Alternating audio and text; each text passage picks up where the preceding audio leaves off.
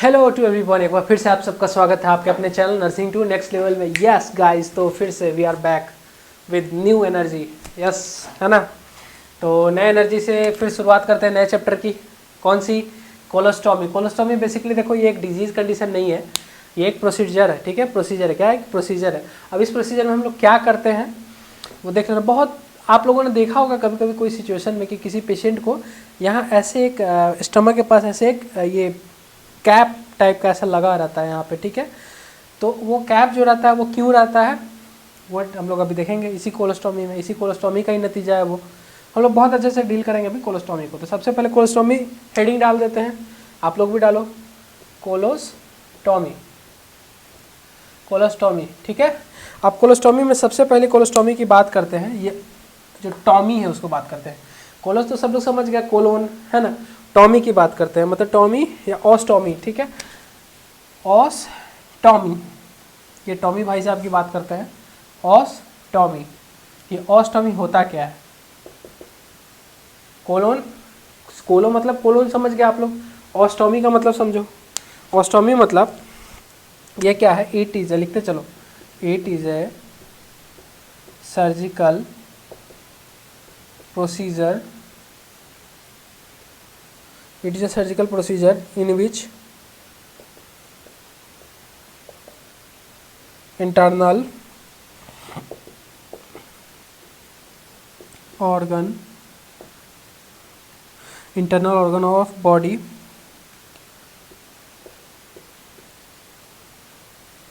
opening made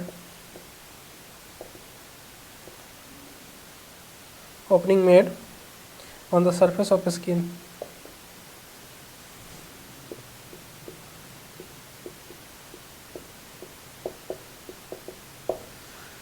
देखो ये blue black क्यों लिखा? क्योंकि यहाँ ब्लू लिख दिया, जैसे ब्लैक से लिखना पड़ा। सेम रहता तो मज़ा नहीं आता, इसलिए थोड़ा सा डिफर कर दिया। देखो ऑस्टॉमी क्या होता है? एक सर्जिकल प्रोसीजर है जो कि आपका इंटरनल ऑर्गन में कुछ भी हो सकता है। यहाँ फिलहाल हम लोग ऑस्टॉमी कहीं भी लग सकता है। अभी हम लोग कोलोन में लगाए हैं तो कोलोन की बात कर रहे हैं। तो कोलोन में क्या होगा? ये एक ओपनिंग बनाएंगे हम लोग काट के। जैसे ये हमारा मान के चलो कोलोन है, तो और ये हमारा ह्यूमन बॉडी है मान के चलो ये है, तो हम लोग इसमें एक ऐसे गोल ओपनिंग बनाएंगे। ठीक है, कट करेंगे इसको गोल, यहाँ से ऐसे ओपनिंग करेंगे बाहर से। तो ये ओपनिंग को हम लोग क्या बोलते हैं? कोलोस्टॉमी। ठीक है, फर्दर फिर हम लोग देखेंगे अभी धीरे धीरे आगे।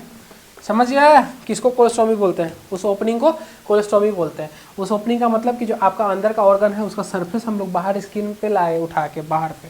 मतलब मान के चलो ये मेरा इंटेस्टाइन है, ठीक है, स्मॉल इंटेस्टाइन है। अब इसके ऊपर हमें कोलोस्टॉमी करना है। कोलोस्टॉमी मैंने मतलब हमने काटा इसको ऊपर से, काट के अंदर का जो इंटेस्टाइन का जो था, स्मॉल इंटेस्टाइन या जो कोलोन है, चाहे लार्ज इंटेस्टाइन कोलोन का है पार्ट, उसको क्या करेंगे? खींच के इसके सरफेस पे हम लाएंगे ऊपर में, और यहाँ इसको भी ओपनिंग कर देंगे और ऊपर एक कैप लगा देंगे फिलर। ठीक है, वो क्या होता है, कौन से कंडीशन में होता है? जब पेशेंट आपका जब स्टूल पास नहीं कर पाता है नेचुरली, जैसे बहुत सारे तरीके हो गए, इंटेस्टाइनल ऑब्स्ट्रक्शन हो गया, बहुत सारे कुछ तरीके हो गए। उस कंडीशन में क्या करेंगे हम लोग? यहाँ पे ऐसे पैक कर देते हैं। ठीक है, ऑस्टॉमी। एग्जाम्पल की बात करें, अभी हम लोग ऑस्टॉमी देख रहे हैं। ये कोलोस्टॉमी टॉपिक है हमारा, लेकिन हमने सिर्फ अभी ऑस्टॉमी को देखे हैं। एग्जाम्पल की बात करें, ऑस्टॉमी मतलब क्या? कट करना, इंसिजन करना। तो इंसिजन करना, इसका देख लो एग्जाम्पल में कौन कौन हो सकता है। सबसे बेस्ट एग्जाम्पल जो आप लोग को भी याद होगा, ट्रैकियोस्टोमी, ओस्टोमी। दूसरा क्या? अपना वाला ले लो इसको, कोलोस्टॉमी। अभी हम लोग किसकी बात कर रहे हैं? इसकी बात कर रहे हैं, कोलोस्टॉमी की। तीसरा इलियोस्टोमी। चलो, ये सारे ओस्टोमी हो गए, ओस्टोमी के पार्ट हो गए। मतलब ओस्टोमी एक सर्जिकल प्रोसीजर है, एक सर्जिकल इंटरवेंशन है। और क्या करते हैं हम लोग? उसमें काट के अंदर, मतलब जो स्किन को कट करके, और उसके बाद क्या करते हैं? अंदर का जो ऑर्गन का होता है उसको बाहर की तरफ खींच के, उसको भी कट करके बाहर की तरफ खींच के उसको इंटैक्ट कर देते हैं बाहर से, ताकि उसमें हम लोग ये इंटेस्टाइन में ईजिली क्या कर सके, मतलब कुछ भी अगर उसमें से निकालना है वेस्ट प्रोडक्ट को इंटेस्टाइन से, तो उसके ऊपर से कैप खोले और सीधा उसको निकाल दिए। ठीक है, वो हम लोग बहुत मज़ेदार टॉपिक है, हम लोग आगे देखेंगे। ठीक है, चलो आगे स्टोमा देख लो। अब स्टोमा स्टोमा किसको बोलते हैं, ये थोड़ा सा है कंसेप्चुअल चीज़। अब यहाँ पे ध्यान देना पड़ेगा आप लोग को, जहाँ भी मोबाइल चला रहे हो, जो भी कर रहे हो, इधर आ जाओ, सब सारे इधर आ जाओ। क्या होता है स्टोमा? ओपन एंड, लिखो पहले, ओपन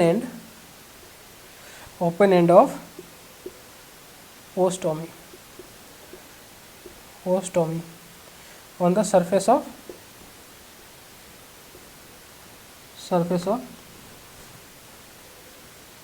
surface of ठीक। ओस्टोमा कहने का मतलब, ओस्टोमी क्या होता है? हमने बताया आपको, ये हमारा है इंटेस्टाइन, इसमें ऐसे है, ठीक है, इस पर हमने ओस्टोमी किया। अब जब काट के मतलब कट किया, इंसिजन करने के बाद राउंड इस पर जब हमने ये किया, जो अंदर का इंटेस्टाइन है उसको अपने बाहर सरफेस पे लाया, बाहर स्किन के सरफेस पे लाया, कट करके लेयर को काटने के बाद क्या किया, ऐसे सरफेस पे उसको ऐसे रखा इसके स्किन के सरफेस पे, उस कंडीशन में क्या बोलते हैं? Open and. मतलब जैसे ये कटा हमारा, इंटेस्टाइन को नहीं लाना खींच के, इंटेस्टाइन अंदर में रहेगा। जो हमने स्किन को काटा, जो स्किन का जो सरफेस है, अंदर वाला सरफेस, उसको बाहर की तरफ किया, तो उस कंडीशन में क्या बोलते हैं? स्टोमा। ओपन एंड क्या होता है? ओपन एंड किसका? इंसिजन जो कट किया हमने उसका ओपन एंड, ठीक है। चलो, अगर नॉर्मल कलर की बात करें, स्टोमा की कलर, किसकी कलर? नॉर्मल कलर ऑफ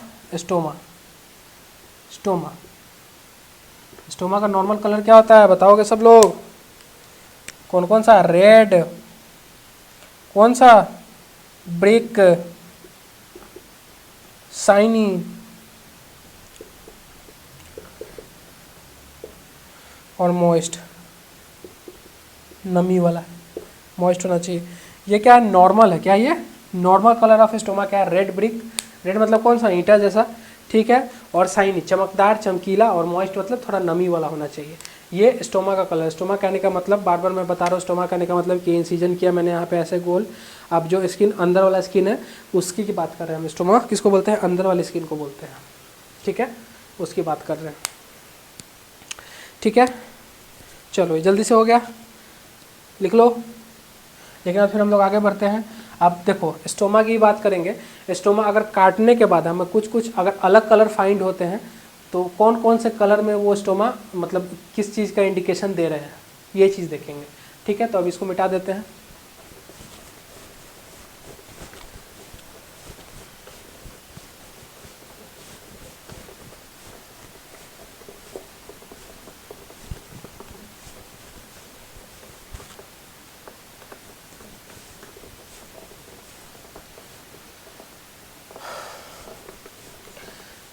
और छुट्टियां मना ली सब लोग?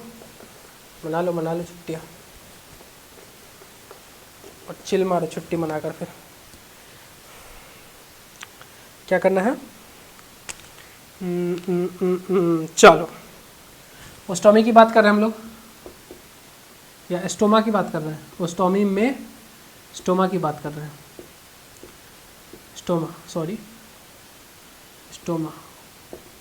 स्टोमा में देखो, क्या देखे, अगर स्टोमा किसी पेशेंट का अगर काटने के बाद ड्राई रहे, लिखते चलो, ड्राई रहे, उसके बाद पैलर रहे, पीला टाइप का पैलर रहे, ड्राई रहे, पर्पल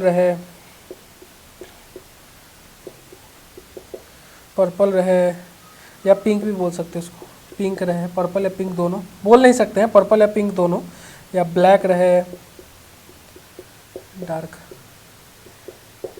चलो, ये कंडीशन है चारों। अगर स्टोमा जो हमने स्किन को काटा और अंदर से निकाला, उसका कलर क्या? ड्राई मतलब सूखा रहे, मॉइस्ट नहीं रहे, ड्राई रहे, पैलर रहे, पिंक पर्पल रहे, या ब्लैक या डार्क रहे, तो इस कंडीशन में हम लोग किस चीज़ को लीड करेंगे? देखो, अगर ड्राई रहेगा, सिंपल सी बात है, ड्राई रहेगा, जहाँ नमी नहीं रहेगी, तो क्या चीज़ की बात होगी? वो एक ही बात है, डिहाइड्रेशन। किसकी बात है? डिहाइड्रेशन की। मतलब पेशेंट क्या है? डिहाइड्रेटेड है, ये शो करेगा।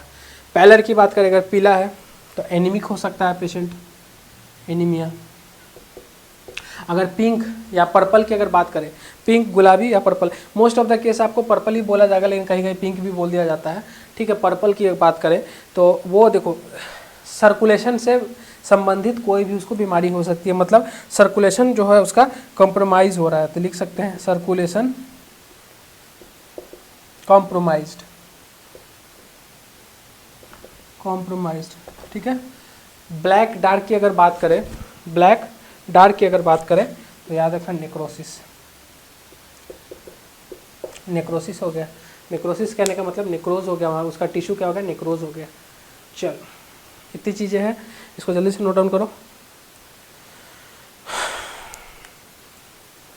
एक चीज़ और लिख लो फिर आगे देखो। ओस्टोमी इन जीआईटी की बात करते हैं हम लोग। ओस्टोमी इन जीआईटी हमने आपको बताया तो होता है एक कोलोस्टोमी, एक होता है इलियोस्टोमी, दो होता है इलियोस्टोमी कोलोस्टोमी। तो बेसिकली हम लोग अभी किसकी बात करेंगे, कोलोस्टोमी की। इसके अगर टाइप्स की बात करें, कॉमन कौन सा है, कोलोस्टोमी कॉमन है ज़्यादातर, क्योंकि यहीं पे ज़्यादा इशू होता है, यहाँ पे ज़्यादा प्रॉब्लम होता है। इलियोस्टोमी बहुत रेयर है, हालांकि अभी हम लोग कोलोस्टोमी को डील करेंगे, देखेंगे।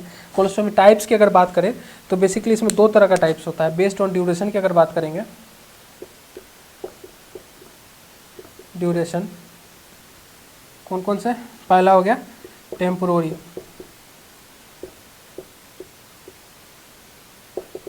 टेम्पोररी, दूसरा हो गया परमानेंट। दो टाइप्स हो गए, ठीक है। टेम्पोररी मतलब फॉर शॉर्ट ड्यूरेशन, परमानेंट मतलब for life long, for life long, ठीक है। देखो किसकी बात कर रहे हैं, ओस्टोमी की टाइप्स की बात कर रहे हैं। ओस्टोमी में कौन सा, कोलोस्टोमी की टाइप्स की बात किया हमने। क्या ओस्टोमी में देखा कौन सा, कोलोस्टोमी और इलियोस्टोमी। अभी यहाँ जो हम लोग देखने वाले हैं, लेकिन अभी हम लोग कोलोस्टोमी को डील करेंगे क्योंकि कोलोस्टोमी चैप्टर ही हम लोग पढ़ रहे हैं। तो कोलोस्टोमी का अगर टाइप्स की बात करेंगे तो सबसे पहला टाइप्स होता है बेस्ड ऑन ड्यूरेशन। क्या होता है, बेस्ड ऑन ड्यूरेशन मतलब टाइम, एक्यूट और क्रोनिक टाइप का। तो क्या होता है, फॉर शॉर्ट ड्यूरेशन और फॉर लाइफ लॉन्ग। मतलब एक होता है कुछ दिन के लिए आप किसी का कोलोस्टोमी करो, और एक होता है मतलब वो ढक्कन वाला सिस्टम, गोल जो है ऐसा गोल वाला सिस्टम दिख रहा है, ये मैंने गोल बनाया, ऐसा ढक्कन वाला सिस्टम किसी के लिए शॉर्ट ड्यूरेशन के लिए लगाओ या किसी के लाइफ लॉन्ग के लिए लगा दो। तो दो तरह का होता है, ठीक है, कोलोस्टोमी। उसके बाद फिर देखेंगे बेस्ड ऑन ओपनिंग, दूसरा टाइप क्या हो जाएगा, based on opening. Based on opening कहने का मतलब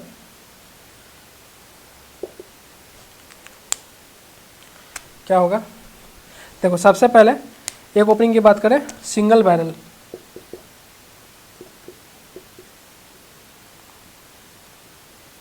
एक होता है डबल बैरल।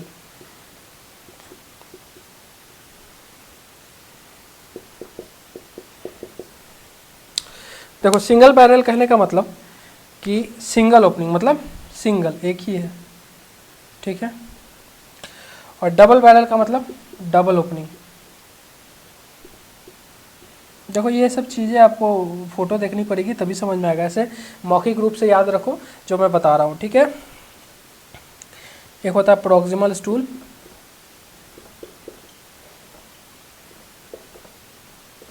एक होता है डिस्टल, ठीक है। एक होता है प्रॉक्सिमल स्टूल, एक होता है डिस्टल स्टूल। प्रॉक्सिमल डिस्टल कहने का मतलब समझा, आप लोगों ने पढ़ा होगा, इससे इधर की तरफ प्रॉक्सिमल, इससे इधर की तरफ डिस्टल, ऐसा पढ़ा होगा आप लोगों ने, ठीक है। एनाटॉमी बेस में मैंने बताया था आपको, एनाटॉमी के शुरू में ही पहला लेक्चर में यही चीज़ बताया था मैंने आपको। तो ठीक है, देखो सिंगल बैरल, एक सिंगल बैरल वाला, एक डबल बैरल वाला। लेकिन कॉमन सिंगल बैरल यूज़ होता है कहीं पे कहीं सिंगल डबल बैरल भी यूज़ होता है, ठीक है। ये दो टाइप्स हैं किसकी, ओस्टोमी कोलोस्टोमी की टाइप्स है। एक ड्यूरेशन के ऊपर है, एक क्या है, ओपनिंग के ऊपर है। बेसिकली ये क्या है, सर्जिकल प्रोसीजर है। तो मान लो हमें कहीं भी किसी पेशेंट के एब्डोमिनल कैविटी में कहीं भी मतलब क्या है, एक इलियम है, कोलोन है, तो कोलोन के ऊपर अगर हमें ऐसा ढक्कन, मतलब ढक्कन नहीं, ऐसा काटना है, कट करना है, इंसिजन करना है, और उसके डायरेक्ट कोलोन को बाहर से हमें एक्सेस करना है, तो क्या करेंगे हम लोग, सिंगल बैरल भी यूज़ कर सकते हैं, सिंगल बैरल, एक डबल बैरल भी यूज़ कर सकते हैं। ओपनिंग मतलब एक सिंगल ही ओपनिंग बना सकते हैं, डबल ओपनिंग भी कर सकते हैं, ठीक है। तो ये सारी चीज़ें हैं। वो प्रॉक्सिमल स्टूल, डिस्टल स्टूल कहने का मतलब कि इधर से किधर की तरफ, आपके स्मॉल इंटेस्टाइन से, अगर लार्ज इंटेस्टाइन की तरफ है, लार्ज इंटेस्टाइन से स्मॉल इंटेस्टाइन की तरफ है, ठीक है। तो वो सब चीज़ें मैं बताऊंगा, अभी सब आगे फर्दर बताऊंगा, टेंशन नहीं लेना, अभी इसको याद रखना इतना चीज़। फर्दर हमें पूरा एकदम डिटेल ड्रॉ करके बताएंगे, मतलब जो मेरे से ड्रॉ हो सकता है, जो मैं कैपेबल हूँ बनाने के लिए, उसके अकॉर्डिंग मैं पूरा क्लियर करूँगा कॉन्सेप्ट आपका, ठीक है। बाकी कुछ इसमें रह गया है तो मुझे ज़रूर कमेंट डाउन करना कि क्लियर नहीं हुआ है, ठीक है। आप GIT बात करेंगे,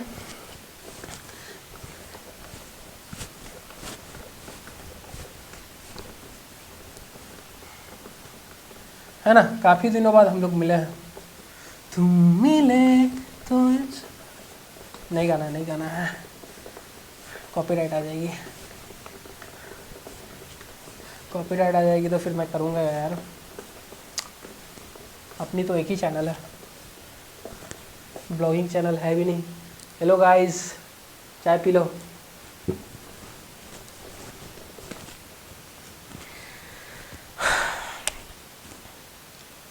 GIT ऑस्टोमी,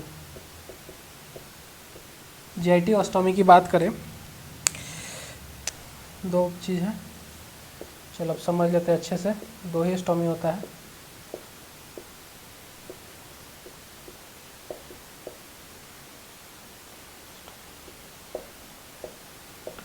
कोलोन नहीं होता है, कोलोस्टोमी होता है, नॉट कोलोनोस्टोमी। ये एस है, COL, छोड़ मिटा के लिख देता, बताना ही क्या है, कोलोस्टोमी, ठीक है। देखो सबसे पहले लोकेशन की बात करेंगे।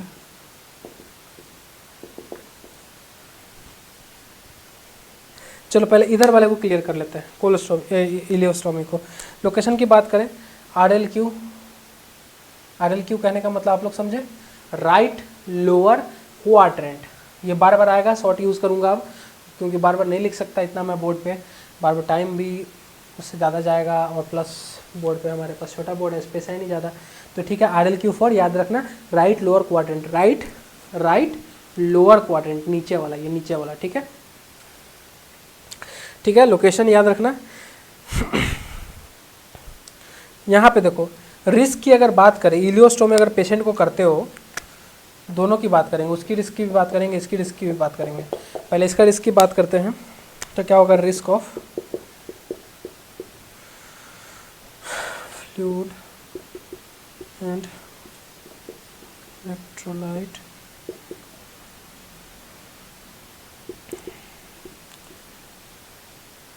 बैलेंस।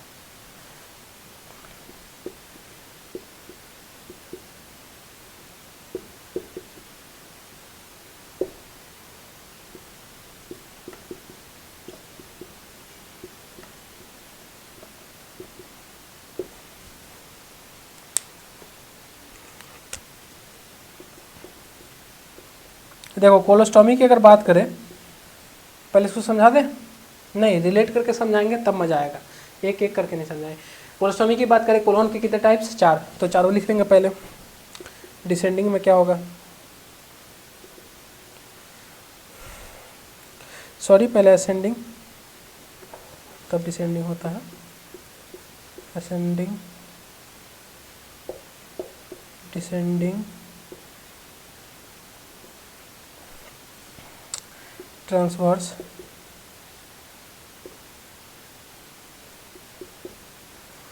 सिग्मोइड,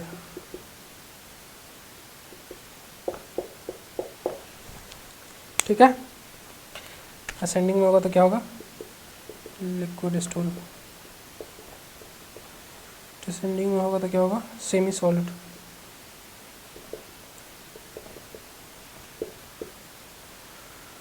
सॉलिड,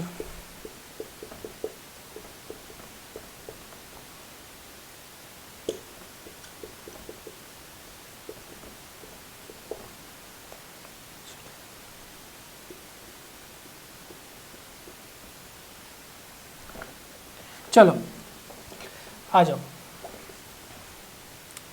क्या आ जाओ, देखो GIT और स्टोमी की बात करें, दो तरह का, इलियोस्टोमी, कोलोस्टोमी। इलियोस्टोमी में बात करेंगे, सबसे पहले इसकी लोकेशन की बात करेंगे, राइट लोअर क्वाड्रेंट, और इसका कहीं भी हो सकता है, लेफ्ट में भी हो सकता है, राइट में भी हो सकता है, क्योंकि असेंडिंग वाला डिसेंडिंग वाला तो हमारा क्या आता है, असेंडिंग तो राइट में ही आता है, डिसेंडिंग क्या आएगा, सेंटर में रहता है ना, वैसे ही है, ठीक है। मतलब सॉरी, असेंडिंग लेफ्ट में आता है, डिसेंडिंग लेफ्ट में आता है, असेंडिंग राइट में आता है, तो वो उसका साइट नहीं बता सकते हैं एग्जैक्टली, लेकिन इसका RLQ राइट लोअर क्वाड्रेंट उसका अगर बोल सकते हो तो RLQ और LLQ भी बोल सकते हो, right lower quadrant left lower quadrant. चलो ठीक है, साइट का हो गया। रिस्क की बात करें, अगर किसी पेशेंट को आप इलियोस्टॉमी करो, इलियम के पास वैसा ही ढक्कन बना रहे हो ऐसा, ठीक है, मतलब ढक्कन बनाने का मतलब कैसा ढक्कन लगता नहीं है, लगता है बनता नहीं है, ये कट करना होता है, कट करने के बाद उसमें फिट करना पड़ता है उसको। अगर इलियम के पास कर रहे हो तो पेशेंट को क्या प्रॉब्लम हो सकता है करने के बाद, तो पेशेंट को क्या चीज़ का इम्बैलेंस, फ्लूइड इम्बैलेंस का सबसे बड़ा खतरा रहेगा। क्यों फ्लूइड इम्बैलेंस का खतरा रहेगा? क्योंकि हमारा इलियम जो है एब्जॉर्प्शन के लिए, हमारा इलियम जो है सो स्मॉल इंटेस्टाइन में सबसे मेजर रोल पार्टिसिपेट करता है। सबसे मेजर रोल किसका है? हमारा इलियम का है। क्या क्यों है? क्योंकि इलियम क्या करता है? एब्जॉर्ब करता है। एब्जॉर्प्शन का सबसे बड़ा फंक्शन किसका? इलियम का। तो इलियम अगर वहीं पे हम कट लगा दिए, अगर वहाँ पे हमने इलियम को फंक्शन नहीं करने दिया तो फिर क्या होगा? Risk of liquid electrolyte imbalance होगा, क्योंकि कोई भी आप लिक्विड पी रहे हो या कुछ भी कर रहे हो तो वो एब्जॉर्ब होगा ही नहीं, वो तो सीधा लेने का क्या फ़ायदा? जो बहुत थोड़ा बहुत स्टमक में एब्जॉर्ब हुआ उसके बाद फिर इसमें इलियम में आया तो वो बाहर निकाल दिया आपने, उसको प्रॉपर एब्जॉर्प्शन भी नहीं हुआ। तो समझ में आया? क्या बोलेंगे इसको? Liquid function, due to ileum liquid function. Liquid function कहने का मतलब वही बताया मैंने, क्योंकि ये एब्जॉर्ब करता है, एब्जॉर्प्शन का काम करता है। ब्रैकेट में कर सकते हो यहाँ पे आप, एब्जॉर्प्शन याद रहेगा, ठीक है। ये इलियम का काम है एब्जॉर्प्शन का। अब कोलोस्टॉमी की बात करें, क्या कोलोस्टॉमी की अगर बात करें तो अकॉर्डिंग टू इसमें 4 टाइप्स होता है, चारों टाइप्स का अलग अलग फंक्शन होंगे। अगर आपने कोलोस्टॉमी में असेंडिंग कोलोन पे आपने कोलोस्टॉमी की तो पेशेंट को बहुत ज़्यादा चांस है, रेयर चांस है कि उसको लिक्विड स्टूल आए, मतलब उसका जो स्टूल होगा, फॉर्म होगा, वो लिक्विड रहेगा, क्योंकि जो उसमें स्टूल में उसके जो वाटर मॉलिक्यूल्स होंगे, जो वाटर के सब्सटेंस होंगे, वो एब्जॉर्ब नहीं होंगे वो, क्योंकि लार्ज इंटेस्टाइन में भी असेंडिंग कोलोन का क्या चीज़ में पार्टिसिपेट करता है, वो भी आपका एब्जॉर्प्शन का काम करता है। तो ठीक है, असेंडिंग में क्या होगा? लिक्विड स्टूल होगा। डिसेंडिंग में क्या होगा? Semi solid. डिसेंडिंग, अगर किसी को डिसेंडिंग में आप करते हो, कोलोस्टॉमी करते हो तो क्या होगी? उसकी सेमी सॉलिड स्टूल आएगी। ट्रांसवर्स में देखते हो तो ट्रांसवर्स में क्या होगी? फिर सॉलिड स्टूल। ट्रांसवर्स में वैसा कोई रोल होता नहीं है, क्योंकि यही दोनों तक क्या होता है? एब्जॉर्प्शन का काम हो जाता है कंप्लीट। एब्जॉर्प्शन का काम यहाँ तक कंप्लीट हो जाता है ये दोनों में। उसका ट्रांसवर्स और सिग्मोइड में सेम स्टूल आता है, सॉलिड स्टूल, ठीक है। तो यहाँ तक था कोलोस्टॉमी, GIT नोस्टॉमी।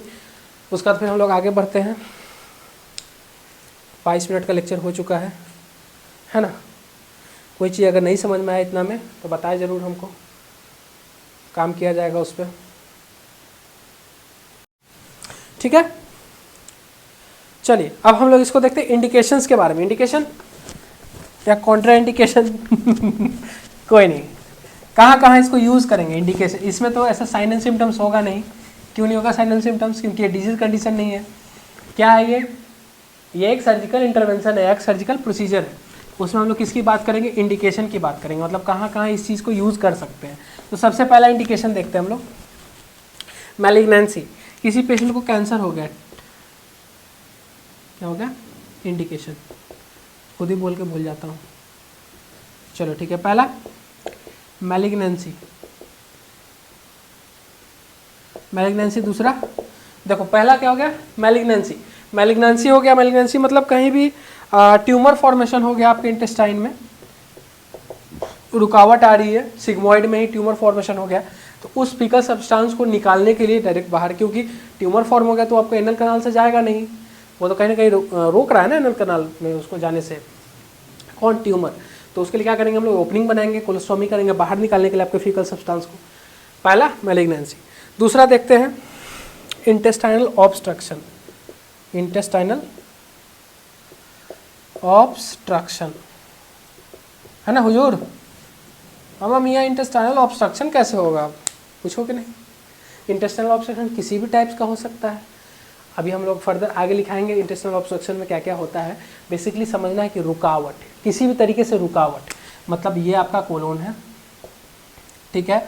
इसके बाद क्या आपका ये रेक्टम, मान लो रेक्टम हो गया, रफ, एकदम रफ एंड टफ मियाँ, एकदम रफ एंड टफ डायग्राम है। इससे ज़्यादा का कुछ एक्सपेक्टेशन रखना ही नहीं हमसे।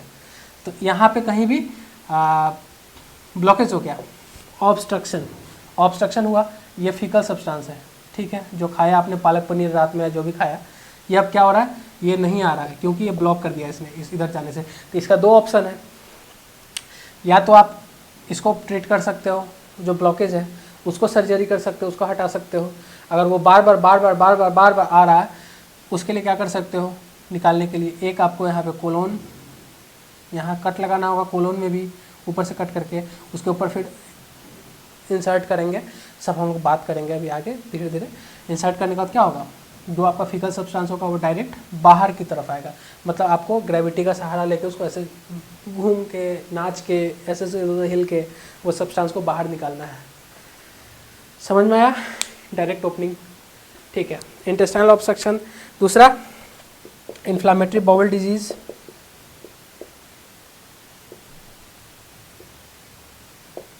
Bowl disease, inflammatory bowel disease. चौथा हिच स्प्रंग। ये देखो, ये बेसिकली पीडिया की बात है, यहाँ की नहीं बात है ये, लेकिन फिर भी बता देते हैं। हिच स्प्रंग देखो, ये पीडिया की बात है डिजीज। पीडिया पीडियाट्रिक में होता है। क्या होता है पीडियाट्रिक में, बेसिकली उसका कोलोन में इशू हो जाता है। मतलब कोलोन में क्या इशू होगा, जो वहाँ पे नर्व होते हैं और वहाँ पे नर्व डैमेज हो जाते हैं, प्रॉपर इम्पल्स नहीं, मतलब प्रॉपर सिग्नल नहीं जाता है। उस कंडीशन में क्या होता है, स्टूल पास नहीं करना, बेसिकली स्टूल का रुक जाना, मतलब समझो स्टूल का रुक जाना। रुक जाना नहीं तू कभी हार के जाना, ना है ये, ल नहीं है। राइटिंग बहुत बकवास है, आई नो, बहुत दिन से छोड़ा था पढ़ाई लिखाई, अभी नहीं लिख रहा था, धीरे धीरे सुधार हो जाएगा, तो टेंशन नहीं लेना उसके लिए। हिच स्प्रंग, स्टूल का रुक जाना। मैं बोल रहा हूँ ना, मेरी बातों को यकीन रखो, ठीक है। नहीं दिख रहा, मैं बोल रहा हूँ उसको सुनो। ये देखो, आपके कारण मैंने टैटू बना लिया एक, चलो कोई नहीं। Hitch sprung. 5 नंबर, देखो ये वाला सबसे मस्त है।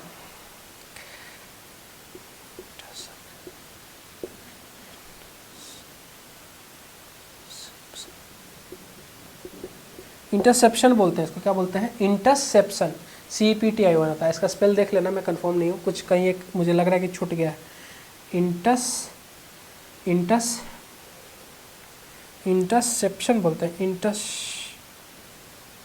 ऐसा ही कुछ होता है, ठीक है, देख लेना। इसका मतलब कि अगर किसी का आंत में आंत घुस जाए, मतलब इंटेस्टाइन, ये इंटेस्टाइन है, अब ये इंटेस्टाइन में घुस जाए ऐसे, इंटेस्टाइन उसका पेशेंट का, क्या ये इंटेस्टाइन, इस कंडीशन को क्या बोलते हैं, इंटरसेप्शन। इंटरसेप्शन, अगर आंत में आंत घुस जाए तो क्या होगा, इंटरसेप्शन, ठीक है। छठा की बात करें, Bawal necrosis.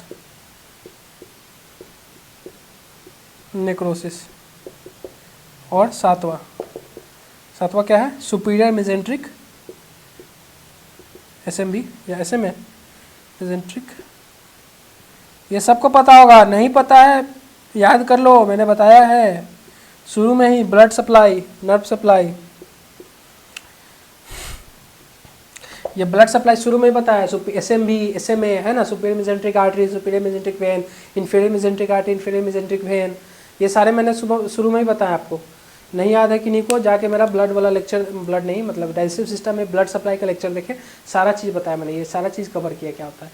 Superior mesenteric artery syndrome अगर हो गया तो प्रॉपर पेरिस्टाल्टिक मूवमेंट नहीं होगा, है ना, प्रॉपर ब्लड फ्लो नहीं होगा, वहाँ पे ब्लड फ्लो नहीं होगा तो जाहिर सी बात है नेक्रोज होगा वहाँ पे, तो फिर प्रॉब्लम होगा, वो मैलिग्नेंसी वाला काम हो जाएगा, फिर मैलिग्नेंसी होगा उसको, पेशेंट को, ठीक है।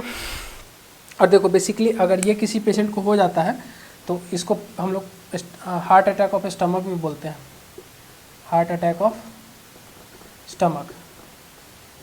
कोई अगर पूछे पेट का हार्ट अटैक कौन, सुपीरियर मेजेंट्रिक आर्टरी सिंड्रोम, कौन, सुपीरियर मेजेंट्रिक आर्टरी सिंड्रोम। पेट का हार्ट अटैक कौन, सुपीरियर मेजेंट्रिक आर्टरी सिंड्रोम, ठीक है। अब चलो यहाँ तक तो हम लोग देख लिए इंडिकेशन, कहाँ कहाँ होना चाहिए कहाँ नहीं। आप जब करने जाएंगे तो उस समय प्री ऑपरेटिव होता है, क्या होता है, प्री ऑपरेटिव या पेरी ऑपरेटिव। प्री ऑपरेटिव में क्या क्या करेंगे, वो प्रिया नहीं करना है, चलो प्री ऑपरेटिव करना है। प्री ऑपरेटिव में क्या क्या करना है देखते चलना। प्री ऑपरेटिव की बात करें, कुछ भी इंटरवेंशन करने जाओ, कुछ भी प्रोसीजर करने जाओ, सबसे पहले पेशेंट को क्या करना है, बताना है। हमारे इंडिया में ऐसा नहीं होता है, लेकिन बाहर के फॉरेन कंट्री में जाओगे, आप एनक्लेक्स की एग्ज़ाम दोगे, आप सीबीटी करोगे, आप ऑस्की करोगे, उसमें क्या होता है, कुछ भी आप कोई भी इंटरवेंशन करने जा रहे हो पेशेंट के साथ, तो आपको पूरा उसे बताना होता है कि आज हाँ ठीक है तुम लेट जाओ भाई, मैं तुम्हारे साथ ये करने वाला हूँ, क्या तुम एग्री करते हो? करें, वो देगा कि हाँ जी सर आप कर सकते हो, तब आप करो। यहाँ क्या है, यहाँ बोला चल लेट, बेड पे लेट, क्यों बोल रहा है यार, मरीज है तू, शांति से लेट, या इधर ही ऐसा ही चलता है। लेकिन बाहर अब्रॉड में ऐसी नहीं चलती। तो हम लोग अब्रॉड को फॉलो कर रहे हैं, तो सारे बुक्स के अकॉर्डिंग ही चलेंगे। हम लोग बुक्स के अकॉर्डिंग नहीं चलते हैं, माई लाइफ माई रूल्स, है ना। ठीक है, तो क्या करेंगे सबसे पहले प्री ऑपरेटिव में, एजुकेट द पेशेंट। किस लिए एजुकेट करेंगे पेशेंट को?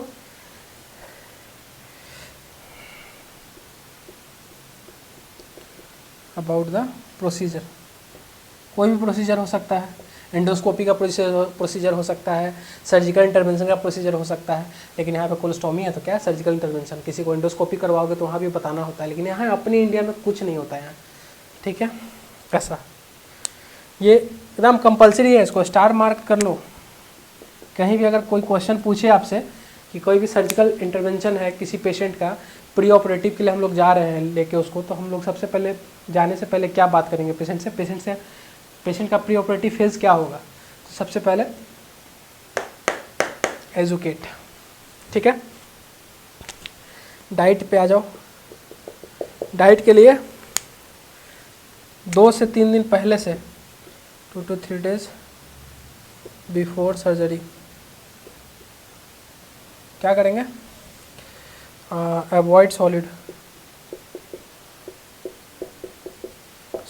अवॉइड करेंगे। ठीक है, उसके बाद 20 आवर बिफोर सर्जरी,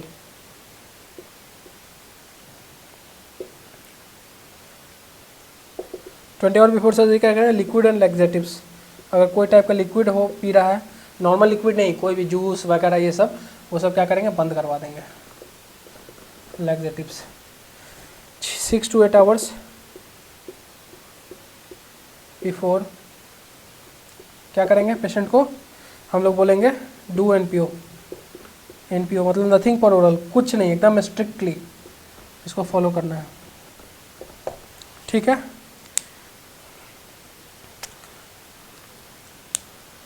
अब देखो ये चीज़ तो कंपलसरी है। अब कोई केस में डॉक्टर जो हैं वो जो होते हैं क्या करते हैं, एंटीबायोटिक को चलाना स्टार्ट कर देते हैं सर्जरी के 2-3 दिन पहले से ही। क्यों चलाते हैं, लिख लो।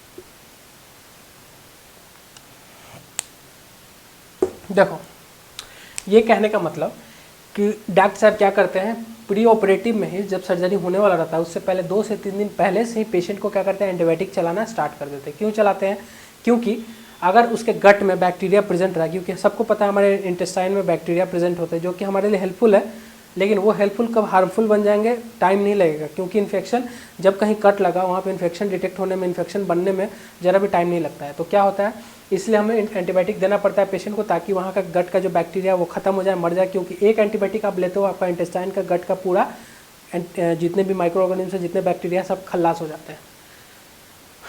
इसलिए एंटीबायोटिक सोच समझ के खाना, ठीक है। बिना मतलब का आप खुद से नहीं लेके खाना है, यहाँ एंटीबायोटिक मिल रहा है खा ले। एंटीबायोटिक बहुत बेकार चीज़, जितनी अच्छाई है एंटीबायोटिक की उतनी खराबी भी है। आपके डाइजेस्टिव सिस्टम को पूरा मारवान कर देता है।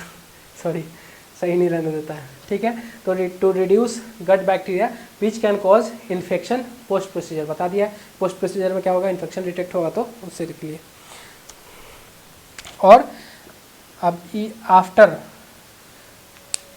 पहले ही उसको, जब ये सर्जरी है, जब वो पाउच लगने वाला है पेशेंट को, क्या पाउच मतलब जो कैप ढक्कन लगने वाला, जो मैंने आपको ढक्कन बताया पाउच होता है अंदर में, वो लगने वाला है, तो उसको पहले ही समझा देंगे। Explain the pouching system. Pouching system कहने का मतलब कि पाउच के बारे में सिस्टम, ओके, सिस्टम पार देंगे। चलो इसको जल्दी से लिखो इतना। चलो पोस्ट प्री प्रोसीजर देख लिए, प्रोसीजर पाउचिंग सिस्टम भी बताएंगे क्या होता है, जल्दी से लिख लो इसको।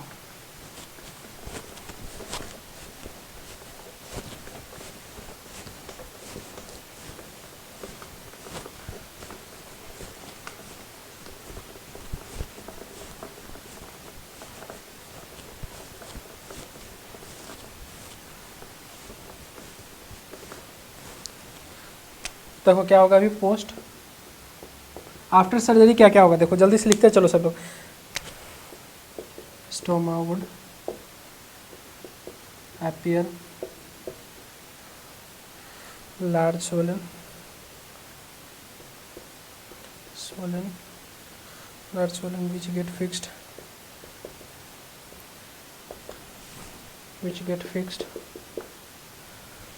sorry 1 week to 1 month, ठीक है।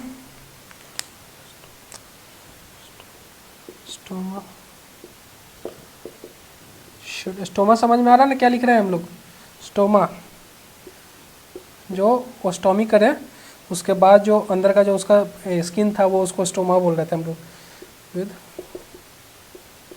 स्टेराइल नॉन एडहेसिव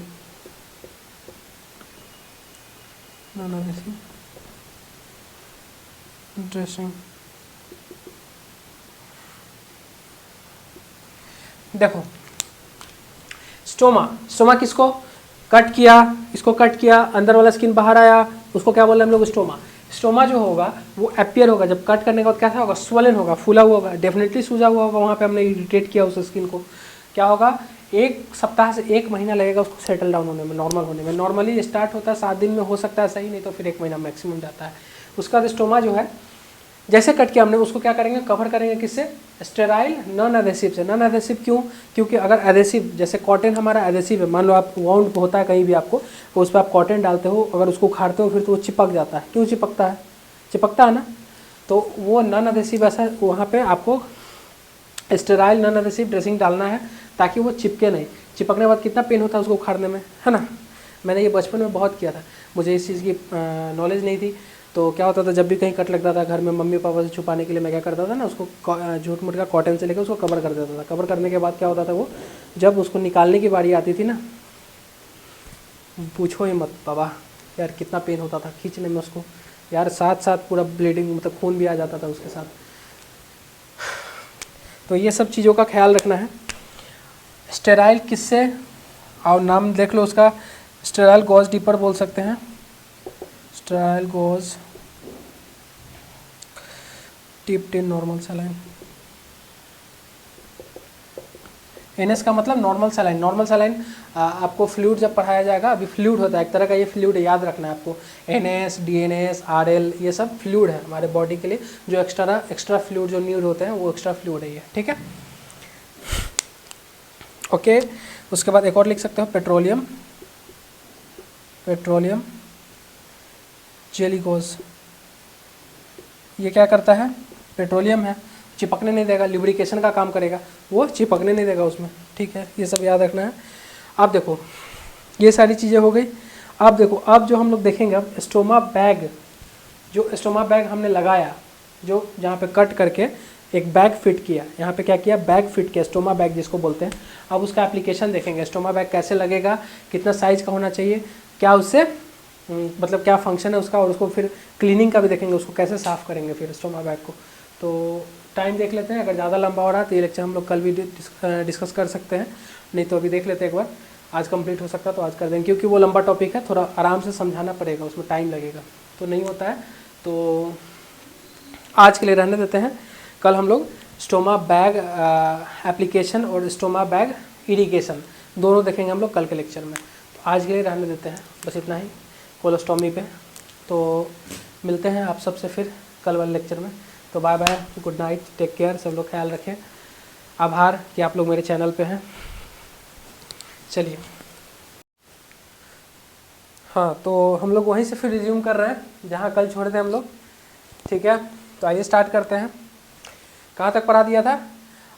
ये इसके बारे में पढ़ा दिया था, पोस्ट प्रोसीजर के बारे में बता दिया था कि पोस्ट प्रोसीजर में क्या क्या करते हैं, क्या क्या करते हैं, किस चीज़ से कवर करेंगे। Sterile gauze dipped in NaS, NaS मतलब नॉर्मल सलाइन या पेट्रोलियम जेली। क्यों? क्योंकि ये सब नॉन एडहेसिव है, मतलब चिपकता नहीं है ये, ठीक है। इसको मिटा देते हैं। अब हम लोग देखेंगे इतना जो कहानी हम लोगों ने देखा, अब किसके ऊपर देखा इतना कहानी, किस चीज़ के लिए इतना जो हम लोग कोलोस्टोमी देख रहे हैं। कोलोस्टोमी में मेन मुद्दा क्या है? तो मेन मुद्दा क्या है, आइए वो देखते हैं। थोड़ा सा ड्राइंग स्किल मेरा उतना अच्छा है नहीं। हेडिंग डालिए, stoma bag application, stoma bag application, ठीक है। स्टोमा बैग एप्लीकेशन, हेडिंग क्या है? Stoma bag application. इसकी अगर बात करें, ये ऐसा रहता है गोल, ठीक है। एग्जैक्ट मैं नहीं बना पा रहा हूँ, आप एक बार सर्च करना गूगल पे, स्टोमा बैग देखना कैसा होता है। एग्जैक्ट नहीं है मेरा, एकदम रफली है समझने के लिए। एक ऐसा राउंड रहेगा, कहाँ पे आपका इस रीजन में, मान लो स्टमक के पास, जहाँ जो रीजन में प्रॉब्लम है, जैसे कोलोन वाले रीजन में प्रॉब्लम है तो कोलोन के पास ऐसा ये राउंड रहेगा। उस राउंड के अंदर, कटिंग के अंदर, ये आपका जो क्या बोलते हैं, अंदर एक ऐसा इंस्ट्रूमेंट, मतलब एक ऐसे रहेगा, ठीक है। सॉरी, कटिंग नहीं, ये कैप है, मतलब ये आपका एक कैप ही हो गया। ओपनिंग ये इतना एरिया रहेगा, ठीक है, छोटा सा एरिया, पता है। ये ऊपर से प्लास्टिक का उसका रहता है, ढक्कन टाइप का, और ये इतना ओपनिंग का रहता है, ठीक है। अब देखो, इसको हम लोग बोलते हैं गैप कटिंग। इसका कितना हो गया गैप कटिंग? कितना लेते हैं हम लोग? 1/8 रहता है, 1/8। 1/8 कहने का मतलब ये टोटल 8 पोर्शन है, मतलब ये पूरा 8 है। 8 में से एक भाग होना चाहिए खुला, ठीक है। मतलब पूरा ऊपर से कैप 8 भाग है, उसमें से एक भाग खुला होना चाहिए, ठीक है। इसको अगर इंच में लेंगे तो 0. रुको, करना पड़ेगा इसको, हाँ, 1/5 ठीक है। इंच आ गया ये, इतना इंच, 0.125 इंच आ सकता है। अगर ऐसे सेंटीमीटर में कन्वर्ट करोगे इसको तो रफली ले लो 0.3 सेंटीमीटर, या 10 से गुना कर दो तो 3 मिलीमीटर।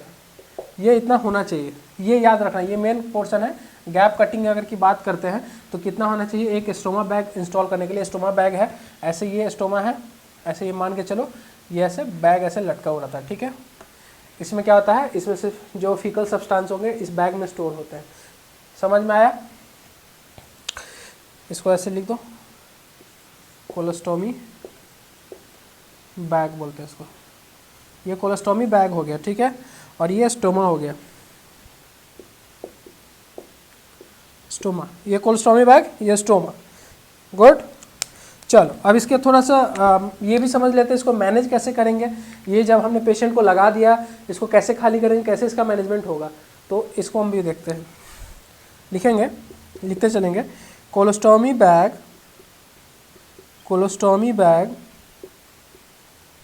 should change every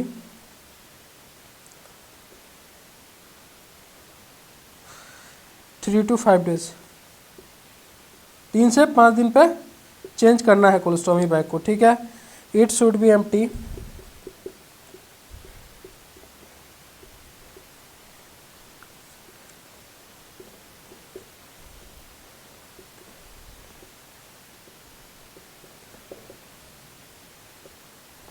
अच्छा, ये बैग को हम कब खाली करेंगे? मान लो इसमें से आपके इंटेस्टाइन से जो भी फीकल सब्सटेंस है वो तो बैग में स्टोर हो जा रहा है। अब इस बैग को हम कब खाली करेंगे? जब ये हमारा बैग 1/3 मतलब 3 भाग इसको बांटते हैं अगर हम लोग ऐसे, तो इतना अगर फिल हो जाता है हमारा बैग, तो क्या करेंगे हम लोग इसको इस बैग को खाली करेंगे। फिर लिख दो यहाँ पे बाई 1/3, ठीक है। चलो इसको जल्दी से लिखो, समझ में आया। यहाँ पे कोलोन के ऊपर लगेगा ये कोलोस्टोमी बैग, ऐसे ऊपर ढक्कन टाइप का रहता है, ढक्कन खोलने वाला रहता है, वो बहुत तरह का आता है। आप एक बार गूगल कर लेना, पॉसिबल नहीं है अभी एकदम क्लिनिकल एक्सपोजर देना है रूम में। ये बेसिकली हॉस्पिटल सेटिंग में प्रेजेंट रहता है, तो अगर कोई आदमी हॉस्पिटल अगर जाते होंगे तो उनको पता होगा कोलोस्टोमी बैग क्या होता है। तो बेसिकली कोलोस्टोमी बैग जो है ये अपना बैग उससे हैंगिंग रहता है, मतलब उसके नीचे ही जस्ट रहता है, और ये अपना वो क्या बोलते हैं, ऐसे एक राउंड स्ट्रक्चर रहता है, वो उसके अंदर ये कटिंग रहता है, उससे आपको ढक्कन टाइप का कैप टाइप का लगा रहता है। ऐसा क्यों, इस ये गैप क्यों हम लोग देते हैं इसमें, कोई पूछा नहीं, किसी ने पूछा नहीं क्वेश्चन, जल्दी कमेंट करो क्यों गैप देते हैं। क्योंकि हमारा जो यहाँ का जो अंदर का टिश्यू जो होता है, अंदर का जो मसल होता है, वो बहुत ही नाजुक, बहुत ही मतलब ये रहता है, क्या बोलते हैं, बहुत ही सॉफ्ट होता है, जिसके कारण अगर मान लो वहाँ पे अगर तुरंत एकदम फिक्स करके एकदम क्लोज करके उसको लगा दिया जाए तो वहाँ पर टिश्यू डैमेज हो सकता है, इसीलिए इतना गैप इसको सर्टेन दिया जाता है। समझ में आया। ये कहाँ पे लगा हुआ है, कोलोन में लगा हुआ है। कहाँ पे लगा हुआ है, कोलोन में, ठीक है। इसको जल्दी से लिखेंगे, इनको लिखना है, उसका हम लोग अभी देखेंगे। कोलोस्टोमी इरिगेशन, इरिगेशन कहने का मतलब ये एम्प्टी किया, इरिगेशन भी देखेंगे, ये एम्प्टी किया मतलब खाली किया। इसको कैसे खाली किया बता दिया मैंने, कि इसको निकाल देंगे यहाँ से बैग को, फिर खाली करके आएंगे अच्छे से, फिर इसको साफ करके फिर लगा देंगे, ठीक है। चलो, हालांकि हम लोग ये सब करते नहीं हैं, लेकिन करना काम हम ही लोग का है।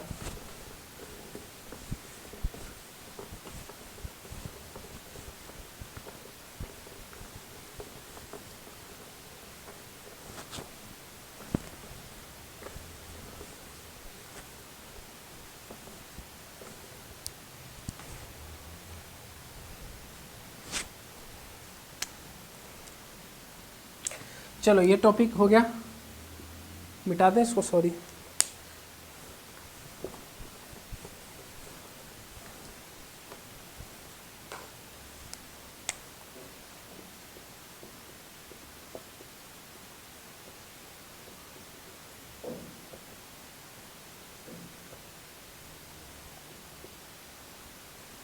कोलोस्टोमी इरिगेशन, देखो कोलोस्टोमी इरिगेशन कब और कहाँ करेंगे ये मायने रखता है। कोलोस्टोमी इरिगेशन मतलब क्या, आपकी जो कोलोस्टोमी है, मतलब जो प्रोसीजर हुए हैं जिस एरिया में, उस एरिया को खाली करना। क्यों और कब, मतलब कब और कहाँ करेंगे, कब करेंगे, कब मतलब क्यों ही हो गया, उसका मतलब क्यों करेंगे, कब मतलब, ठीक है। तो वेन लिखो, सबसे पहले वेन की बात करते हैं। अगर कब करेंगे, वेन या वाई, वेन की अगर बात करेंगे, it can start after 5 days post operation, post operative. 5 after लिख ही दिया है, it can start 5 days of post operation, ठीक है। पोस्ट ऑपरेशन लिख ही दिया तो आफ्टर लिखने की नीड नहीं है। 5 दिन जो ऑपरेशन के बाद जो सर्जरी होगी कोलोस्टोमी, 5 दिन के बाद या 5 से 7 दिन के बाद ये जो साफ़ करने का जो काम होता है, मतलब इरिगेशन करने का मतलब वो होता है। तो इरिगेशन करना मतलब क्या, पूरे बैग को अच्छे से साफ़ करना। वो तो आपको खाली करना ही है, 1/3 होगा तो वो खाली करना ही है। लेकिन इरिगेशन कहने का मतलब आप जो अंदर में इंटेस्टाइन है उसको भी पूरा साफ़ करोगे, इरिगेशन में ये होता है, ठीक है। वेन हो गया। वेयर की बात करते हैं।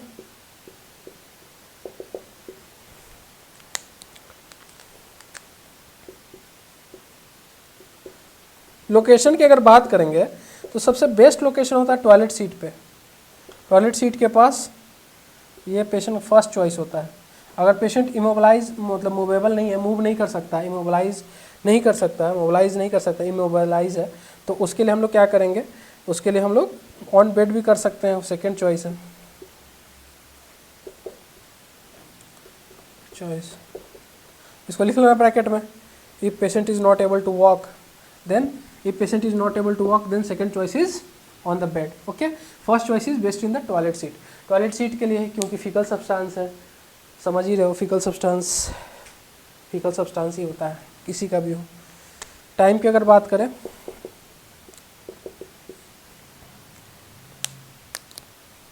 देखो टाइम सबसे बड़ा इंपॉर्टेंट थिंग है, आपको ये भी याद रखना होगा अगर किसी पेशेंट का कोलोस्टॉमी हुआ है, इसका इरिगेशन कर रहे हो आप, तो कब कब कौन से टाइम में आप कर सकते हो। ये तो कब पता चलेगा कितने दिनों बाद करना है, लेकिन कौन से टाइम पे करोगे ये भी ज़रूरी है। क्यों ज़रूरी है? क्योंकि प्रॉपर पूरा साफ़ करना है ना, तो वो लिखते हैं अभी ये पॉइंट। सबसे पहले ज़रूरी है मॉर्निंग में, ठीक है, in morning time just after the breakfast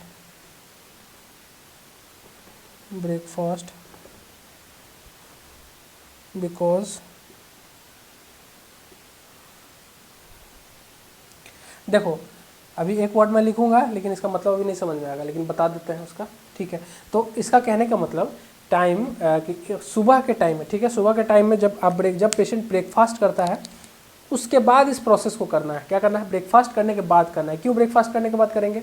क्योंकि एक हम लोग का गैस्ट्रिक कोलिक रिफ्लेक्स होता है, जो कि बहुत सारे पेशेंट क्या आप अपने आसपास में देखना, आस पड़ोस में बहुत आदमी ऐसे होते हैं कि सुबह सुबह उन्हें खाने की ज़रूरत पड़ती है वॉशरूम जाने के लिए। अगर उन्हें वॉशरूम नहीं लग रही है तो खाना खाने की ज़रूरत पड़ती है। खाना खाने क्या होता है वो प्रोसीजर कि अगर आपके इंटेस्टाइन में फूड है ऑलरेडी, पहले से आपने खाया, ठीक है, ये खाया इंटेस्टाइन में दिया, अब यहाँ पे जो फूड आएगा ये वापस इसको धकेलेगा, वापस इसको धकेलेगा किसकी तरफ? फिर लार्ज इंटेस्टाइन से फिर रेक्टम की तरफ जाएगा, तो उसको बोलते हैं गैस्ट्रोकोलिक रिफ्लेक्स। तो ठीक है, उसको लिखेंगे बिकॉज आप इसको साइड में लिख सकते हो, gastrocolic reflex will help in irrigation. अब इरिगेशन होता कैसे है वो देख लेना, रुको।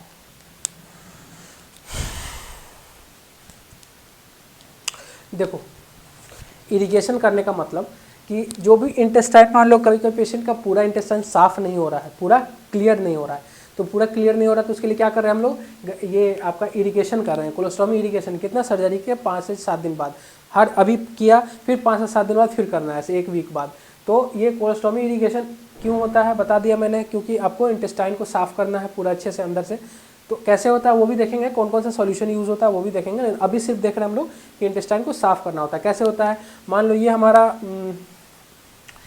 मान लो कोलोस्टॉमी हुआ किसी पेशेंट का, ठीक है, यहाँ पे इसने ढक्कन को खोलने के बाद इसमें हम लोग सॉल्यूशन डालेंगे पूरा, ठीक है, सॉल्यूशन डालेगा। सॉल्यूशन का जो वेट ये होगा, हाइट होगा, थोड़ा सा ऊपर होना चाहिए, और एक इसमें वाल्व ऐसा रहता है, ठीक है, वो हम बताएंगे अभी। वो कंट्रोल होता है, उससे फोर्सली पानी इसमें जाएगा, फिर उसको निकालना पड़ता है, उस पानी को जाकर ड्रेन करना पड़ता है। ड्रेन करने के लिए आप पोजीशन यूज़ कर सकते हो, राइट लेफ्ट, ठीक है, झुकना, ये सब।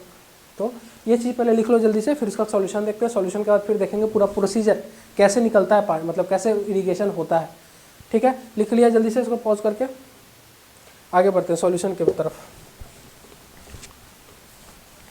अभी हम लोग इरीगेशन में ही हैं, समझ में आ रहा है कोलोस्टॉमी इरीगेशन क्यों होता है? शुरू में बता दिया कि पेशेंट अगर खाना खा रहा है लेकिन वो फर्दर उसका फूड जो है सो ट्रांसफ़र नहीं हो रहा है, आगे नहीं बढ़ रहा है, मूव नहीं कर रहा है फूड पार्टिकल उसका, तो उस कंडीशन में करते हैं हम लोग, ठीक है। सॉल्यूशन की बात करेंगे, सॉल्यूशन इन इरिगेशन। कौन कौन से सॉल्यूशन यूज़ करेंगे इरिगेशन में? इरिगेशन में सॉल्यूशन कौन कौन से यूज़ करेंगे? देखो सबसे पहले ल्यूक वार्म वाटर। क्या? ल्यूक वार्म मतलब गुनगुना पानी, warm water, Luke warm water. कौन सा है? टैप वाटर लिख देना ब्रैकेट में, Luke warm tap water with normal saline use कर सकते हो, normal saline, normal saline,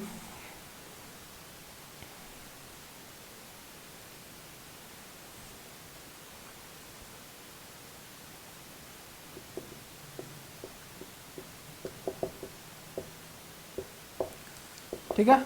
Luke warm water tap वाला या नॉर्मल सैलाइन यूज़ कर सकते हैं किसको? इरिगेशन के लिए, ठीक है। पहला टॉपिक ये है। फ्लूइड की अगर बात करें, उसका अगर टेम्परेचर की अगर बात करते हैं तो टेम्परेचर जो होगा 105 डिग्री फ़ारेनहाइट से 110 डिग्री फ़ारेनहाइट से 110 डिग्री फ़ारेनहाइट। याद रखना ये टेम्परेचर पे ही आपको उस वाटर सॉल्यूशन को इरिगेशन के लिए यूज़ करना है। ये टेम्परेचर होना चाहिए 105 degree Fahrenheit, not Celsius, Fahrenheit. से लेके 110 डिग्री फ़ारेनहाइट बॉयल हो जाएगा, नहीं तो इंटेस्टाइन आदमी का अगर उतना डाल दोगे सेल्सियस में तो हालत ख़राब हो जाएगा, मर जाएगा आदमी पेन से, पूरा जल जाएगा। अमाउंट ऑफ सॉल्यूशन की बात करेंगे, कितना अमाउंट देंगे, कितना फ्लूइड देंगे साफ़ करने के लिए, इरिगेशन के लिए। तो मेनली मान कर चलो 1500 ml एक रफ एस्टीमेट है, 1.5 लीटर 1500 ml लिख सकते हो। बाकी आप एज के अकॉर्डिंग दे सकते हो, अगर मान लो कोई एडल्ट है तो उसको 1500 देंगे, कोई बच्चा है तो 500 ml देंगे, तो इसको रफली एक ले लो 500 ml to 1500 ml, okay 500 ml to 1500 ml। चलो अदर इक्विपमेंट की बात करें, क्या क्या नीड होगा। अदर इक्विपमेंट की बात करें तो कोलोस्टोमी बैग, देख लो पानी के अलावा क्या क्या लगेगा, इरिगेशन कैथेटर, अब हम बताएंगे डायग्राम पे कैसे लगता है। Catheter CATHETERS, I am right और wrong I don't know, but देख लेना, स्पेल चेक कर लेना, ठीक है। इसको जल्दी से नोट डाउन करोगे, फिर आगे बढ़ते हैं हम लोग, ठीक है। जल्दी लिख लिया, चलो आगे बढ़ते हैं। अब प्रोसेस देखेंगे।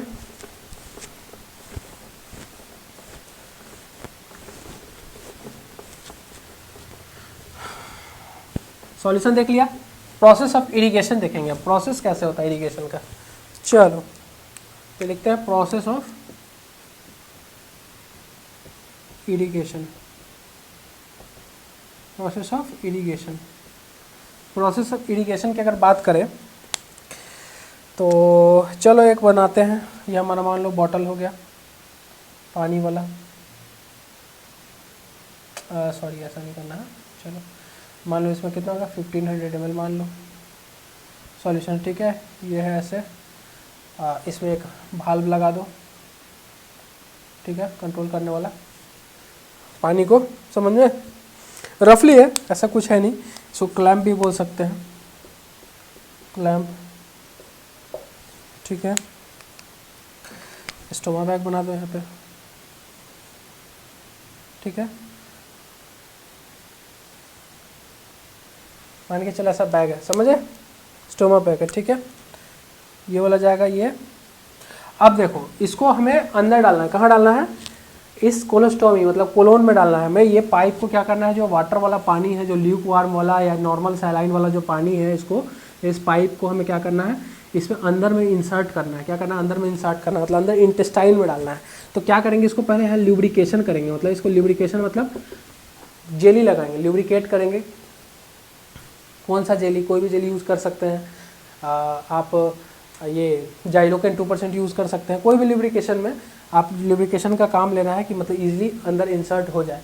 तो ये प्लस ऐसा ज़रूरी नहीं है कि यहाँ पे आप यही करोगे, बाकी थोड़ा बहुत अगर पेशेंट को पेन फील हो तो नॉर्मल एनेस्थेसिया यूज़ कर सकते हो, लेकिन अगर पेन फील नहीं हो रहा तो कोई दिक्कत, ऐसे भी कर सकते हैं। लेकिन जनरली एनेस्थेसिया हल्का फुल्का यूज़ किया जाता है, तो वही जाइलोकेन 2% फील नहीं होगा, वो इस पर स्प्रे करके, उस पर मतलब ये जेली रहता है वो, सॉरी स्प्रे नहीं करना, वो इसको इंसर्ट करेंगे अंदर की तरफ। इंसर्ट करने के बाद क्या होगा, अंदर में यहाँ से भाल्व को खोलेंगे, पूरा पानी इसमें डालेंगे, ये इंटेस्टाइन में चला गया, पूरा अंदर चला गया, ठीक है, पूरा घुल गया, पूरा फ्लूइड, पूरा ज़्यादा पानी पानी हो गया पूरा।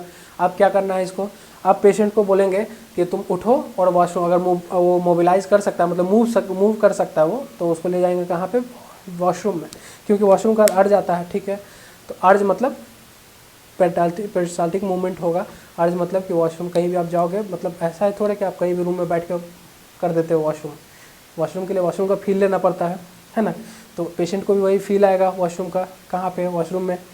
तो वॉशरूम में जाएगा पेशेंट और फिर फर्दर उसको मूवमेंट, जैसे मूवमेंट मतलब ऐसे बेंड करके, ठीक है, या एक प्रॉपर मूवमेंट बताया जाएगा उसको कि आप ऐसे झुकिए, मतलब जिस मूवमेंट पे आपका ग्रेविटी काम करे और आपका जो भी अंदर में वाटर है वो बाहर आ जाए फीकल सब्सटेंस के साथ। तो वैसे ही वो फीकल सब्सटेंस को बाहर निकाला जाता है, इसी को हम बोलते हैं प्रोसेस ऑफ इरिगेशन। इसको लिख देते हैं, ये क्या है यहाँ पे, कितना, इसको कितना 7 to 8 सेंटीमीटर या 3 से 4 इंच डालते हैं इसको अंदर में, ठीक है। ये पाइप को अंदर कितना डालते हैं, 7 to 8 सेंटीमीटर या 3 से 4 इंच। इसको लिखते चलते हैं कि द कैथेटर, इसको कैथेटर बोलते हैं, टिप इंसर्ट 7 to 8 सेंटीमीटर और 3 to 4 inch towards remaining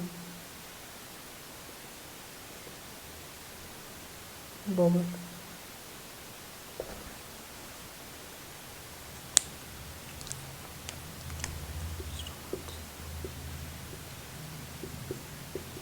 stoma है, इसको लिख देते हैं, भूल गए थे लिखना ताकि समझो आप लोग। ये क्या स्टोमा है, कहाँ पे, सिग्मोइड कोलन। सिग्मोइड कोलन समझते हो ना, कोलन का टाइप है ये, वहाँ पे ये बनाया हमने सर्जरी कोलोस्टोमी करके ये बनाया है, ठीक है। अब क्या किया हमने, इसकी इरिगेशन की बारी आई तो 1500 NS या ल्यूक वार्म वाटर, ठीक है, NS या Luke warm tap water, tap water है ना, ठीक है। ये लिया 1500 ml। एडल्ट है तो ये एडल्ट की बात कर रहे हैं, फॉर एडल्ट। पीडिया में अलग होगा, फिर बच्चे के औकात के अकॉर्डिंग काम करेंगे, ठीक है। और यहाँ पे ये जो हमने बनाया ऐसे ऐसे, ये ल्यूब्रिकेशन के लिए बनाया, ल्यूब्रिकेशन अंदर डालने के लिए। समझ में आया प्रोसीजर, समझ में आया कि नहीं आया। और इसको हाइट रखेंगे, क्या है, सॉरी, ठीक है, इसको हाइट रखेंगे कितना, 12 से 18। ये इसके और इसके बीच में, मतलब पेशेंट अगर लेटा हुआ है, पेशेंट अगर खड़ा है, कोलोस्टोमी है, तो सर्टेन एक हाइट होना चाहिए 12 से 18 इंच का, ठीक है, 12 to 18 इंच, 12 से 18 इंच का, ठीक है, हाइट होना चाहिए ये वाटर के ऊपर, ताकि प्रेशर हो, ताकि अंदर से आराम से पानी जा सके। लेवल पे ला दोगे पानी नहीं जाएगा, थोड़ा ऊंचा रखोगे तभी तो पानी जाएगा, है तो। चलो ये हो गया प्रोसेस, देख लिया। अब लिखना चालू करो। समझ में आया, नहीं समझ में आया मैसेज करना, कमेंट करना, सब चीज़ है वहाँ पे। आपका जो भी क्वेरी होगा उसको कंसिडर किया जाएगा, फिर फर्दर आगे वीडियो में काम किया जाएगा उसके ऊपर, ठीक है। चलो आगे हम लोग देखते हैं, आगे क्या देखते हैं, आगे क्या देखेंगे। चलो प्रोसेस लिखेंगे, अब लिख के उसके बाद बाय बाय करने का टाइम आ गया है, क्लास ख़त्म हो गया आज का। चलो प्रोसेस लिखो, अब लिखते चलो one by one, line by line. चलो ठीक है, सबसे पहले लिखो पहला point, fill the colostomy bag, किससे करेंगे, विद ल्यूक वार्म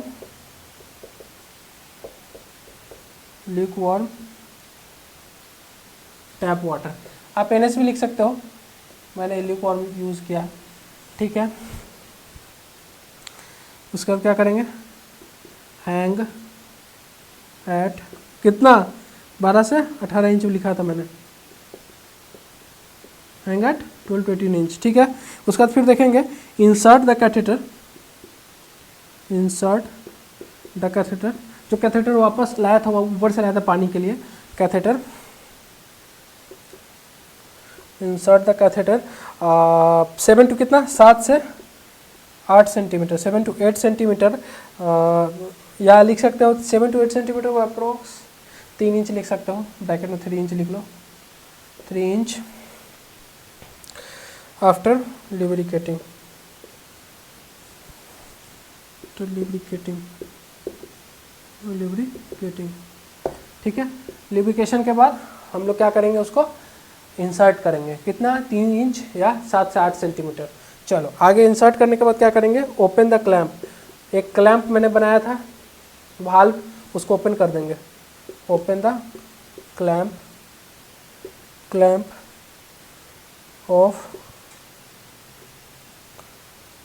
एक और चीज़, जब हम क्लैंप को ओपन करेंगे, अगर पेशेंट को क्रैम्प हो रहा है, स्टमक क्रैम्प आ रहा है, तुरंत पानी को बंद कर देंगे, उसको फ्लो को बंद कर देंगे, ठीक है।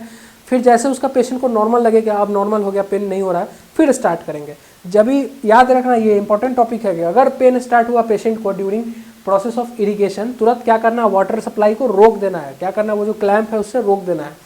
रोकेंगे, पेशेंट को फिर आराम मिलेगा, फिर पेशेंट का पेन नॉर्मल हुआ, देन फिर दोबारा स्टार्ट करेंगे। तो ये चीज़ लिखना, ओपन द क्लैंप, ठीक है।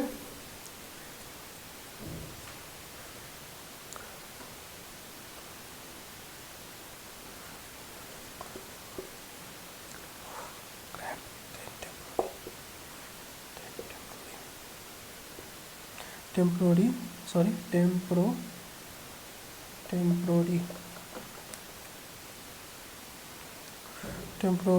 with hold by irrigation.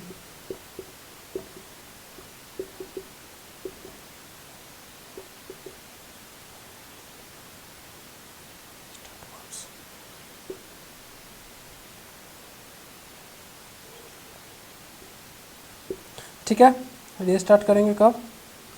Once after subside of cramp.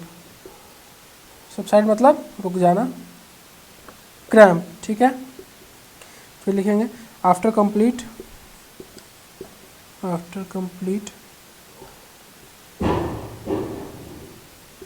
Installation of fluid catheter is removed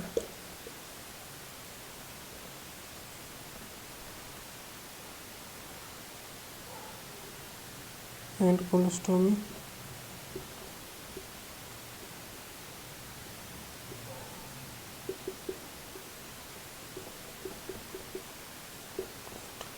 देखो, जब इरिगेशन पूरा हो गया उसका क्या करेंगे, वो पाइप को निकालेंगे। ठीक है, उसके बाद फिर कोलेस्टोमी बैग को वापस फिट कर देंगे धो धा के।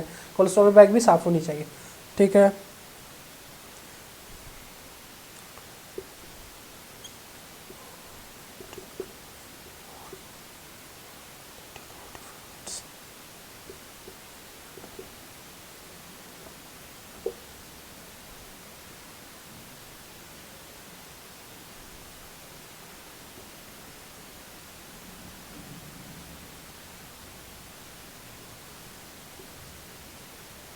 देखो पोजिशनल एम्प्टीइंग करेंगे बेड पे ही। अगर बेड पे ही पेशेंट को करना है तो वो देखो कैसे होगा, बैग लगा के होगा। अगर पेशेंट चल फिर सकता है तो उसको आराम से वॉशरूम ले जाएंगे। अगर पेशेंट नहीं चल फिर सकता है तो उसको बैग में ही करवाएंगे, बेड पे ही रहेगा। तो देखो वो लिखा है देयरफॉर पोजिशनल एम्प्टीइंग आफ्टर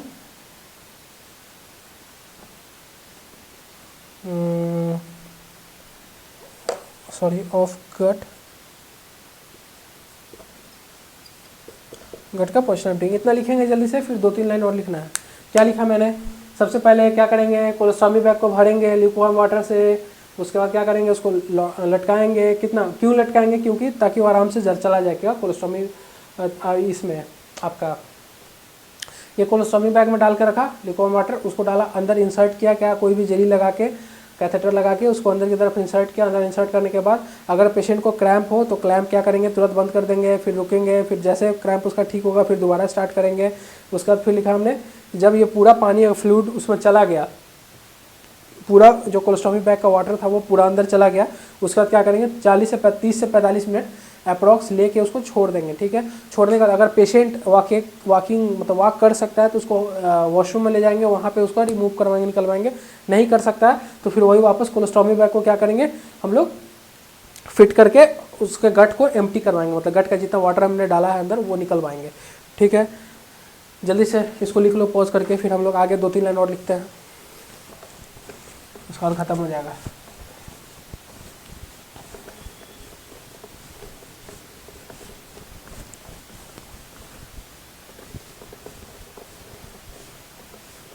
ये प्रोसेस बहुत सिंपल है। जब ड्यूटी लगेगी, जब करोगे, जब देखोगे पेशेंट को जीआईटी में, तो देखना उस टाइम समझ में आएगा। फिर क्या करेंगे, फिर वही बात जो शुरू में हमने बताया था कि कोलेस्टोमी बैग को कब खाली करना है। तो लिख दो colostomy bag empty after 1/3 filling. 1/3 filling शुरू में ही, मान लो जो पेशेंट बेड पे ही करवा रहे हो, जिसका क्लियर करवा रहे हो, तो 1/3 जैसे फिल होगा उसको बैग को खाली कर देना है। देन फिर क्या करेंगे हम लोग, अप्लाई न्यू बैग, या वॉश करके भी डाल सकते हो, न्यू बैग। एंड सबसे लास्ट एंड मेन प्रोसीजर, इतना सारा करने के बाद वॉश योर हैंड। ठीक है, ये सारी चीज़ें हैं, कंप्लीट हो गई।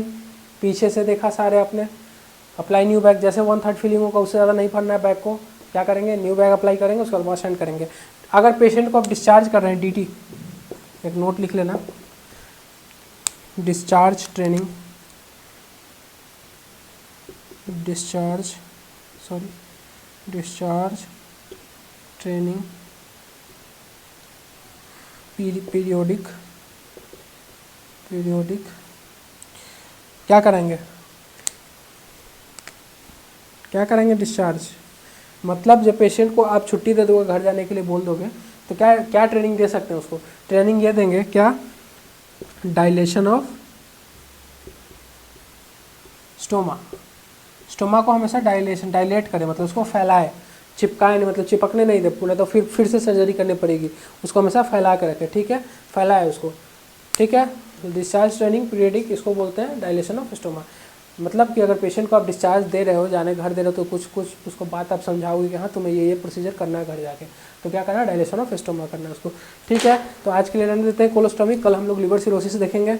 तो आशा करते हैं समझ में आया होगा सारा चीज़ टॉपिक। कोलोस्टोमी में अगर कुछ नहीं समझ में आया होगा तो आप सीधा कमेंट करो, उसमें मेंशन करो कि हाँ ये पॉइंट पे नहीं समझ में आया, इतना सेकंड पे नहीं समझ में आया, आप टाइम उसमें ड्यूरेशन ये कर देना कि इतना सेकंड पे क्या बताया आपने सर, नहीं समझ में आया, तो मैं उस पर रिकॉल जरूर करूँगा, नेक्स्ट लेक्चर में आपको ज़रूर इसका क्या बोलते हैं, मतलब उस पर काम करूँगा, ठीक है।